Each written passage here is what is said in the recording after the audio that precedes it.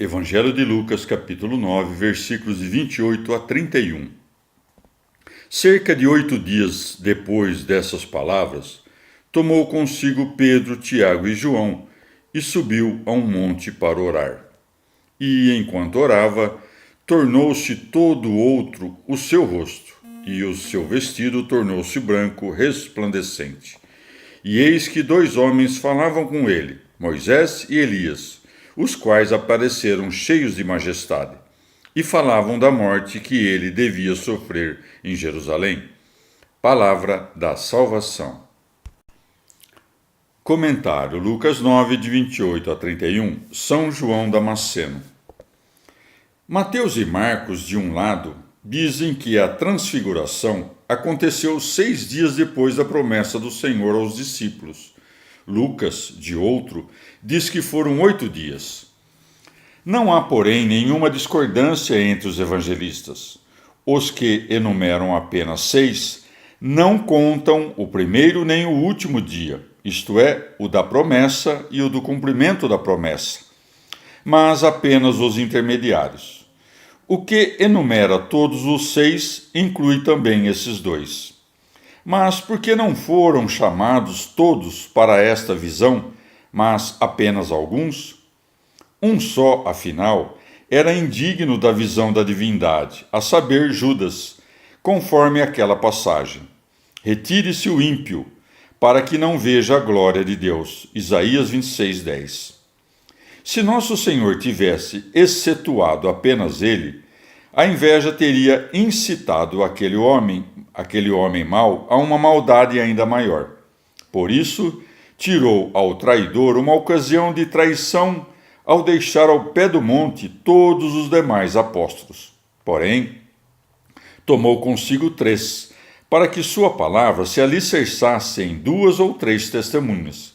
Chamou Pedro para mostrar-lhe que a declaração que ele fizera da divindade de Cristo era confirmada pelo próprio Pai, e porque ele haveria de se tornar o chefe de toda a igreja. Chamou Tiago, porque haveria de morrer por Cristo antes de todos os discípulos. Chamou João, que era o instrumento mais puro da teologia, para que, tendo visto a glória do Filho, que não está sujeito ao tempo, soasse as palavras: no princípio existiu o Verbo. A oração dos servos é diferente da oração do Senhor. O servo ora elevando o intelecto a Deus. Já o intelecto sagrado de Cristo, que está unido hipostaticamente a Deus, nos guia até as alturas de Deus por meio da oração. Ensina-nos que, longe de ser adversário de Deus, venera-o como seu princípio e progenitor. Com isso, ainda, armava uma cilada ao demônio, que buscava saber se Jesus era Deus, o que o poder dos seus milagres atestavam suficientemente.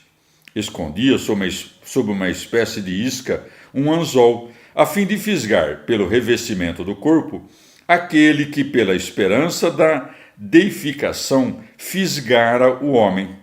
Por isso segue, e quando orava, tornou-se todo outro o seu rosto. O diabo, vendo-o resplandecer enquanto orava, lembrou-se de Moisés, cujo rosto resplandecera com glória. Mas Moisés é glorificado por uma glória extrínseca, já o Senhor por um esplendor inato da glória divina. Como afinal é uma só a glória do Verbo e da carne segundo a união hipostática, a transfiguração do Senhor não usurpa algo que ele não era, mas manifesta aos discípulos o que ele era.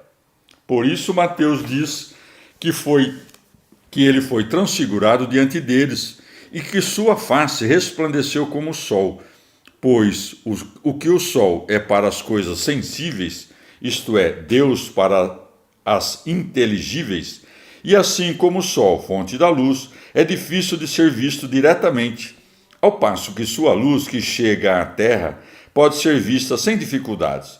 Do mesmo modo, a face de Cristo brilha mais intensamente como o sol, e suas vestes se tornam brancas como a neve, Por isso segue, e o seu vestido tornou-se branco resplandecente, porque fora iluminado pela participação na luz divina. E para mostrar que é um só o Senhor do Novo e Antigo Testamento, calar as bocas dos hereges, firmar a fé na ressurreição e provar que o transfigurado era Senhor dos vivos e dos mortos, Moisés e Elias assistem o Senhor na sua glória como dois servos. Por isso segue. E eis que dois homens falavam com ele, Moisés e Elias, os quais apareceram cheios de majestade. Era necessário, com efeito, que os discípulos que vissem a glória e fidelidade desses servos se enchessem de admiração pela piedosa descida do Senhor, se inflamassem de amor por aqueles que foram encarregados desse trabalho antes deles e se fortalecessem para os trabalhos da fé, pois quem conhece as recompensas dos seus trabalhos os tolera mais facilmente. Evangelho de Lucas, capítulo 9, versículos de 32 a 36. Pedro e os que estavam com ele tinham se deixado oprimir pelo sono, mas, despertando, viram a majestade de Jesus e os dois varões que estavam com ele. Quando estes se separaram dele, Pedro disse a Jesus: Mestre, é bom para nós estar aqui. Façamos 3 tendas, uma para ti, uma para Moisés e uma para Elias. Não sabendo o que dizia. Estando ele ainda a falar, formou-se uma nuvem que os envolveu. E tiveram medo quando os viram entrar na nuvem. Então saiu uma voz da nuvem dizendo: Este é o meu filho dileto, ouvi-o. Ao soar aquela voz, Jesus ficou só. Eles calaram-se e a ninguém disseram naqueles dias nada do que tinham visto. Palavra da salvação. Comentário Lucas 9, de 32 a 36. Santo Ambrósio. O esplendor incompreensível da divindade, com efeito, prostra os sentidos do nosso corpo. Pois se os nossos olhos não conseguem olhar diretamente nem para os raios do sol, como a corrupção dos nossos membros humanos suportará a glória de Deus? E talvez por isso nosso Senhor permitira que o sono os oprimisse, para que disso tirassem a imagem da futura ressurreição que segue ao repouso. E por isso viram despertos a sua majestade. Porque ninguém pode ver a glória de Cristo a não ser que esteja acordado.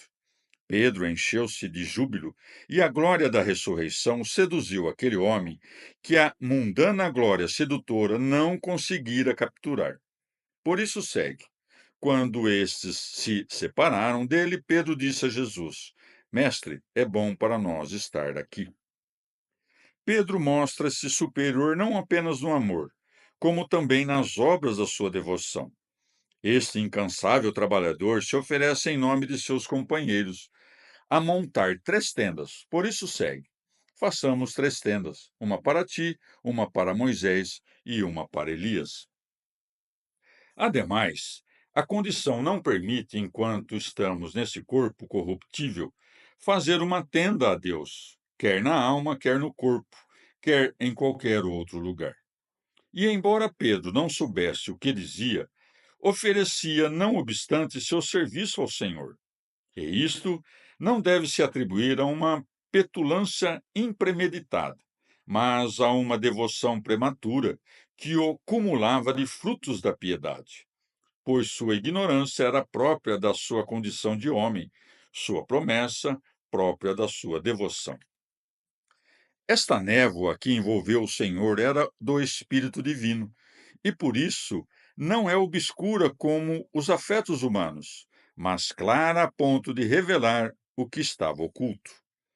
Percebe que esta nuvem não é formada por uma névoa obscura de ar condensado, que cubra o céu de horríveis trevas, mas uma nuvem luzídia, que, em vez de nos molhar com a água da chuva, asperge as mentes dos homens com o orvalho da fé, sob a voz do Deus onipotente. Pois segue. Então saiu uma voz da nuvem dizendo: Este é o meu filho dileto. Ouviu-o. Não é Elias, o filho de Deus, não é Moisés, mas este apenas, que vedes sozinho. Retiraram-se aqueles dois, portanto, no momento em que Deus Pai nomeava o Senhor. Três foram vistos no começo, um no fim, pois o fim perfeito é aquele em que sobra apenas um. Os dois, portanto, como que se recolhem ao corpo de Cristo, porque também nós seremos um só em Jesus Cristo, ou talvez porque a lei e os profetas derivam do verbo